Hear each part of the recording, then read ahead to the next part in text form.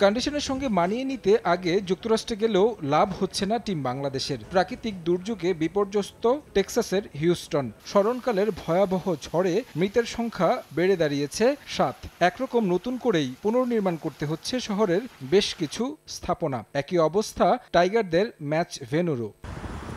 হিউস্টনে বাংলাদেশ দল পৌঁছেছে ১৬ মে। একদিন বিশ্রাম থাকার পর ১৮ মে প্রথম অনুশীলন করার কথা ছিল টাইগারদের। ঝড়ের কারণে অনুশীলন মাঠ ক্ষতিগ্রস্ত হওয়ায় সেটা আর সম্ভব হয়নি।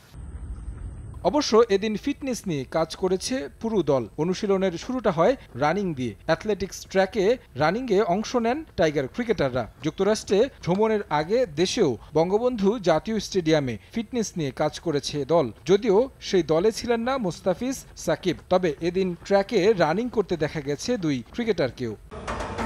রানিং শেষ করে ক্রিকেটাররা মনোযোগ দেন ফিটনেস সেশনে। প্রথমবার বিশ্বকাপ দলে ডাক পাওয়া তানভীর আর সৌম্য সরকার কাজ করেছেন একসঙ্গে।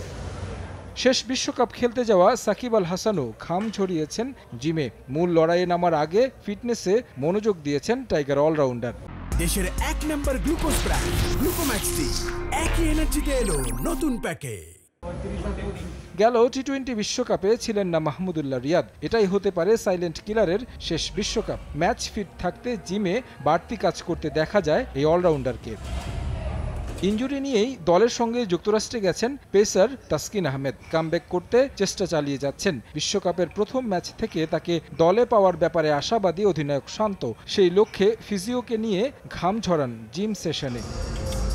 আইপিএল থেকে বাদ পড়েছে মুস্তাফিজের দল চেন্নাই সুপার কিংস। তবে ফুরফুরে মেজাজেই আছেন ফিজ। টেক্সাসে দলের সঙ্গে জিমে হাসি খুশি দেখা যায় তাকে। লিটন, রিশাদ, শেখ মেহেদিরাও ছিলেন হালকা মেজাজে। আগামী মঙ্গলবার সিরিজের প্রথম টি-20তে স্বাগতিক যুক্তরাষ্ট্রের মুখোমুখি হওয়ার কথা বাংলাদেশের। তারেক হাসান শিমুল, সময় সংবাদ।